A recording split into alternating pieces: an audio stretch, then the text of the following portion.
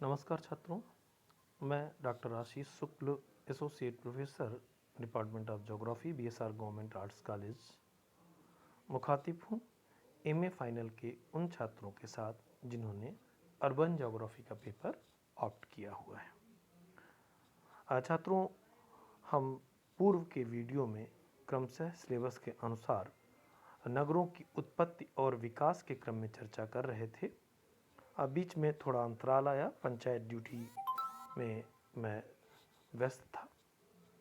आइए उस क्रम को आगे बढ़ाते हैं और आज का हमारा टॉपिक है origin and growth of medieval towns, मध्ययुगीन नगरों की उत्पत्ति व विकास तथा साथ ही इसके साथ में हम लेंगे पुनर्जागृति युग के नगरों का विकास क्रम। आइए बात करते हैं पहले मध्य युग की बात।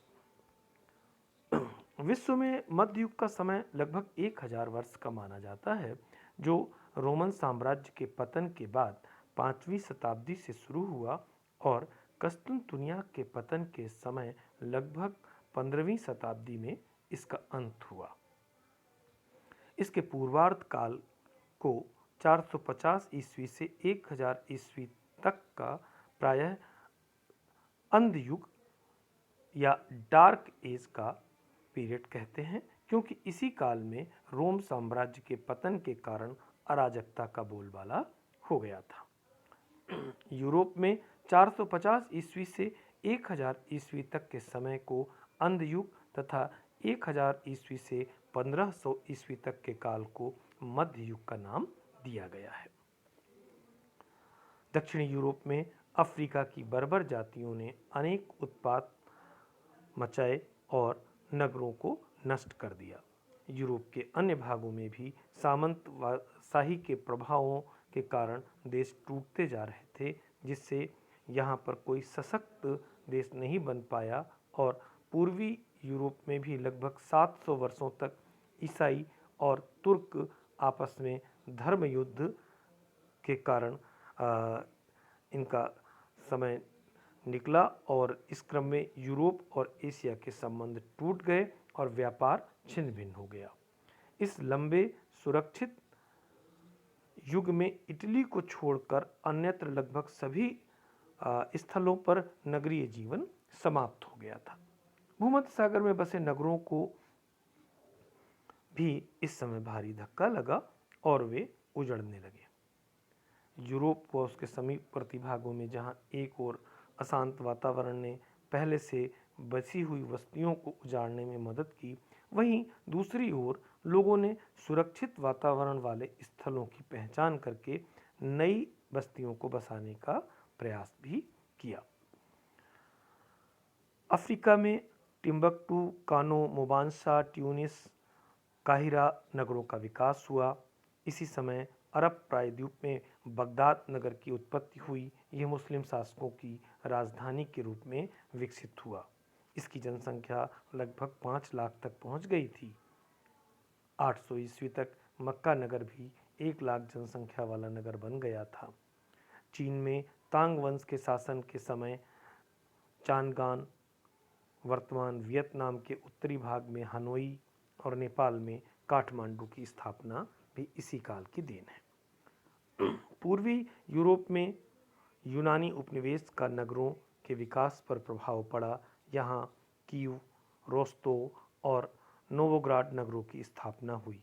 मास्को नगर का विकास एक किले के रूप में हुआ। पश्चिमी व मध्य यूरोप के हैम्बर्ग, वार्सा, फ्रैंकफर्ट, बुडा तथा पेस्ट नगरों का विकास हुआ। मध्य युग में यूरोप के नगरों ने अपने आकार में भारी वृद्धि की। इनकी जनसंख्या में भी तेजी से वृद्धि हुई और अनेक नए नगरों का जन्म हुआ। धार्मिक व सैन्य कार्यों का नगरों के विकास पर काफ़ी प्रभाव भी पड़ा। यूरोप के नगरों के साथ साथ अन्य नगरों की उत्पत्ति, जिन घटनाओं ने प्रभाव डाला, उसके आधार पर यूरोप के नगरों को 3 वर्गों में रखा जाता है। पहला, रोमन उत्पत्ति के नगर।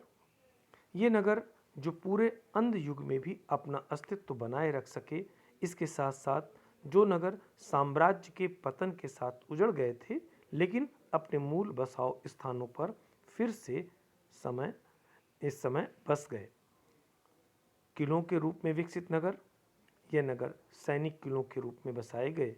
बाद में यहाँ व्यापारिक कार्य विकसित हुए। जैविक रूप से विकसित नगर। इन नगरों का जन्म गांवों से हुआ। कुछ नगर बिना किसी प्लान या प्लान के साथ नए नगरों के रूप में बसाए गए। इसके अलावा फ्रांस, इंग्लैंड, वेल्स में नगरों की स्थापना हुई जो नगरीय मापदंड के अनुरूप नहीं थे, जबकि शेष यूरोप में प्रायः प्लांटेड नगरों की स्थापना की गई थी जो नगरीय मापदंड के अनुरूप थे। यूरोप व समीपवर्ती भागों में नगरों का विकास मध्य युग में के उत्तरार्ध काल में 9वीं व 10वीं शताब्दी के बाद जब यहाँ के लोग सभ्य होने लगे तो नगरों का विकास होना फिर से आरंभ हुआ। इस विकास के प्रमुख कारण निम्नवत हैं। पहला, ईसाई धर्म के प्रचार का प्रभाव। ईसाई धर्म के प्रचार ने नगरों के विकास में बड़ी मदद की। इस धर्म के प्रचार की व्यवस्था रोमन साम्राज्य की प्रांतीय व्यवस्था के आधार पर की गई। प्रत्येक प्रांत का अधिकारी एक पादरी बना दिया गया था जिसके अधिकार व्यापक थे। इस युग की अराजकता ने यूरोप में पादरियों की शक्ति बढ़ा दी थी। ये राजाओं का राज्याभिषेक भी करते थे, उनको गद्दी से उतार भी देते थे। ये लोग भूस्वामी बन गए। गिरजाघर मध्यकालीन यूरोप के आर्थिक जीवन पर छा गए। इस प्रकार नए नगरों का निर्माण इन गिरजाघरों के पास होने लगा। इनकी कोई सुव्यवस्थित रूपरेखा नहीं थी, अतएव इनकी सड़कें और गलियां प्रायः घुमावदार थीं। ऐसे नगरों को मठों के नगर की संज्ञा दी गई। फ्रांस व जर्मनी में इस प्रकार के नगर प्रमुखतः स्थापित हो गए। धीरे धीरे ये नगर अपने हृदय केंद्र के चारों ओर बढ़ते गए। नगर व उसके समीपवर्ती प्रदेश में अंतर स्पष्ट दिखाई देने लगा। पूर्वी यूरोप में इस प्रकार के केंद्र बिंदुओं के चारों ओर नगरों का विकास हुआ। दूसरा बिंदु है युद्धों का प्रभाव। इस युग में निरंतर युद्ध होने रहने के कारण ऐसे स्थानों का महत्व अधिक बढ़ गया जो सुरक्षा की दृष्टि से अधिक अनुकूल स्थिति में थे। लोगों ने अधिक शक्तिशाली व्यक्तियों के नेतृत्व में संगठित होकर साथ रहना शुरू किया। इसे सामंतवाद को जन्म मिला, जिसमें भूस्वामियों को मान प्राप्त होने लगा। ये लोग अपनी सेना रखने लगे तथा इन्होंने सुरक्षित स्थानों पर दुर्गों का निर्माण कर लिया, जिनके निकट धीरे धीरे नगरों का विकास हुआ। ऐसे नगरों को दुर्गों के नगर की संज्ञा दी गई। लेवडेन के अनुसार 12वीं शताब्दी में दक्षिणी फ्रांस में दुर्ग नगरों की संख्या 32 थी, जिन्हें कैसलनों कहा जाता था। स्कॉटलैंड में भी 13वीं शताब्दी में 33 ऐसे ही नगर थे जिन्हें शाही दुर्ग कहा जाता था। मध्य यूरोप और रूस में भी ऐसे नगरों का विकास हो गया था। व्यापार एवं परिवहन मार्गों के विकास का प्रभाव। मध्ययुग में उत्तरार्ध का समय व्यापार एवं परिवहन मार्गों की उन्नति अधिक हुई थी। व्यापार बढ़ने से इस समय कई कारण थे। बर्बर लोग जो पहले नगरों को उजाड़ते थे, धीरे धीरे सभ्य हुए, जिससे अराजकता की समाप्ति हुई। दुर्ग के निकट ही व्यापार के लिए अनेक सहायक बस्तियां स्थापित की गईं, जो नगर के विकास के लिए महत्वपूर्ण इकाई साबित हुई। इन बस्तियों को बाजार व मेले लगाने के अधिकार मिल जाने से परस्पर प्रतिद्वंद्विता की भावना ने भी जन्म लिया, जिससे बहुत से नगरों ने पारस्परिक लाभ, सहायता और रक्षा के लिए व्यापारिक संघ बनाए। डॉक्टर टेलर के अनुसार 11वीं शताब्दी के अंत में चार दीवारी नगरों में व्यापारिक संस्थाओं का अभ्युदय हो गया था, जिन्हें वर्तमान युग में ट्रेड यूनियनों का अगुआ कहा जा सकता है। इटली में फ्लैंडर्स और लोम्बार्डी में लाम्बर्ड लीग और जर्मनी में हैंसेटिक लीग की स्थापना से व्यापार को काफ़ी बल मिला। ये संस्थाएं व्यापारियों के हितों की रक्षा करने में बड़ी सहायक सिद्ध हुई थी। उपयुक्त कारणों से बाल्टिक तट के निकट स्वीडन, डेनमार्क, उत्तरी जर्मनी और नीदरलैंड में विशेष रूप से व्यापारिक नगरों का निर्माण हुआ। इसी प्रकार इटली में भी रोम सागर के तट पर वेनिस, मिलान, फ्लोरेंस और जिनेवा व्यापारिक नगर बन गए। प्रोफेसर फ्लोयर ने बताया, चूंकि नगरों का आधार व्यापार होता है, अतः ज्यों-ज्यों पश्चिमी फ्रांस से पूर्वी यूरोप की ओर बढ़ते हैं, त्यों तो नगरों का विकास और रूप में भिन्नता दृष्टिगत होती है। इसका मूल कारण व्यापार के लिए शांत वातावरण का होना था। यहाँ उत्तरी फ्रांस में नगरों का जन्म रोमन साम्राज्य काल में हो चुका था। वहाँ उनके बहुत बाद प्राग और मॉस्को नगरों का जन्म हुआ। इफेक्ट्स ऑफ मुस्लिम्स, मुसलमानों का प्रभाव अंध युग में पश्चिमी एशिया और उत्तरी अफ्रीका में मुसलमानों का या मुस्लिम शक्तियों का प्रभाव अधिक बढ़ने से इस क्षेत्र में कई नगर बसाए गए, जैसे बगदाद, बसरा, मोसेल, काबुल, मक्का, मदीना, दमिश्क, ट्यूनिस, ट्रिपोली और कार्डोवा आदि। सड़कों का प्रभाव, इफेक्ट्स ऑफ रोड्स की बात करें तो सड़कों की स्थापना ने इस काल में नगरों के विकास में विशेष योग दिया। कई नगर सड़कों के समानांतर स्थापित हो गए, कई नगर दो सड़कों के मिलन स्थल पर तथा कई दो सड़कों के मध्यवर्ती स्थलों पर विकसित हुए। नगरों की केंद्रीय स्थिति का प्रभाव भी देखने में आया। मध्ययुगीन यूरोप के वे गांव जो अपने प्रदेश विशेष के रूप में कृषि प्रदेश में केंद्रीय स्थिति रखते थे, व्यापारिक एवं सांस्कृतिक गतिविधियों के केंद्र थे, नगर के रूप में उदित होते गए। समय के साथ साथ यहाँ बाजार, गिरजाघर, वर्कशॉप आदि स्थापित हुए। ये बाजार नगर, मार्केट टाउन 10 से 15 किलोमीटर के अंतर पर स्थापित हो गए थे। इसके अतिरिक्त इनके उद्भव में, विकास में शिक्षा संस्थानों के स्थापन का प्रभाव भी अंकित किया गया। जो नगर स्थानीय बाजार, व्यापार, मठ व मेले लगने के कारण प्रसिद्ध हो गए थे, उनमें कुछ नगर शिक्षा का केंद्र भी बन गए, जिससे कि उन नगरों के विकास को बल मिला। 1100 ईस्वी में कोलोन, 1150 ईस्वी में पेरिस, 1229 ईस्वी में कैम्ब्रिज में विश्वविद्यालयों की स्थापना होने से इन नगरों का तीव्र गति से विकास हुआ। उपर्युक्त विवरण से विदित होता है कि यूरोप में रोमन साम्राज्य के पतन के बाद प्रारंभ में नगरों का पतन हुआ, लेकिन 10वीं शताब्दी के आसपास जबकि बर्बर लोग सभ्य होने लगे, नगरों का बसना फिर से आरंभ हुआ। पुराने नगर फिर से बसे और कुछ नए नगरों का भी जन्म हुआ, जिन्हें योजना के अनुसार निर्मित नगर प्लान टाउन्स कहा जाता है। बिना योजना के अनुसार निर्मित नगर जो किसी प्रधान केंद्र के चारों ओर फैल करके बस गए। एक सीध में लंबाई में फैलने वाले नगर, किरणों की तरह कई ओर फैलने वाले नगर आदि रूपों में इनका स्वरूप देखने को मिलता है।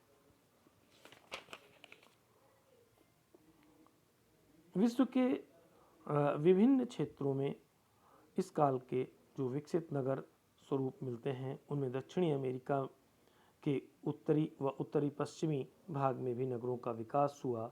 यहाँ प्रशासकीय प्रयासों के कारण टुम्बेज, विना क्वीटो जैसे नगरों का विकास हुआ।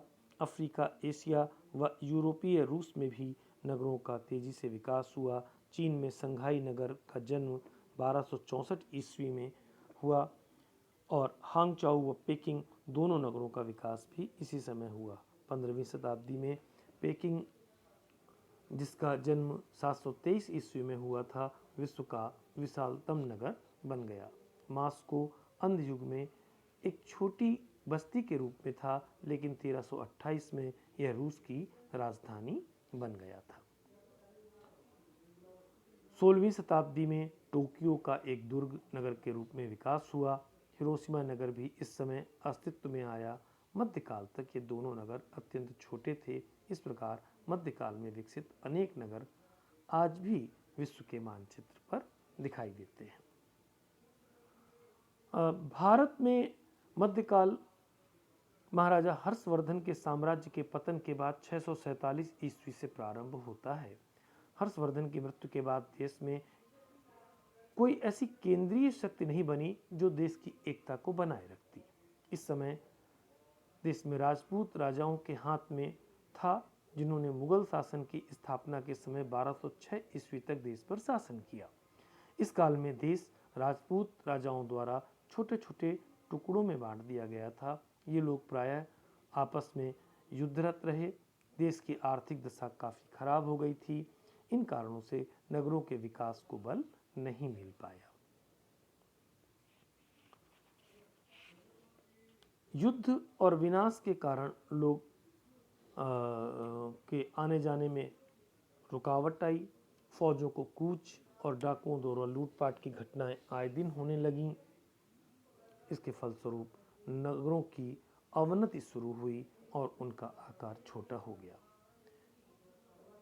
हिंदू राजाओं के परस्पर लड़ते रहने के कारण उनका प्रभाव 1206 ईस्वी तक लगभग समाप्त हो चुका था। इसके बाद मुस्लिम साम्राज्य का प्रारंभ हुआ। इस दौरान अनेक नगर बसे। उन पर मुस्लिम संस्कृति का प्रभाव आज भी दृष्टिगोचर है। मुस्लिम काल 1707 ईस्वी तक माना जाता है। इसी वर्ष भारत ब्रिटिश साम्राज्य के प्रभाव में आ गया था।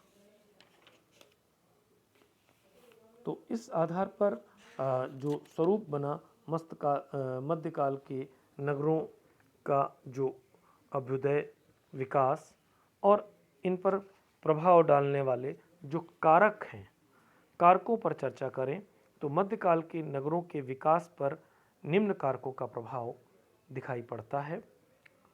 पहला, दस्तकारी वस्तुओं का निर्माण एवं व्यापारिक कार्यों का विकास। दूसरा, सामरिक महत्व की स्थिति रखने वाले स्थलों का विकास।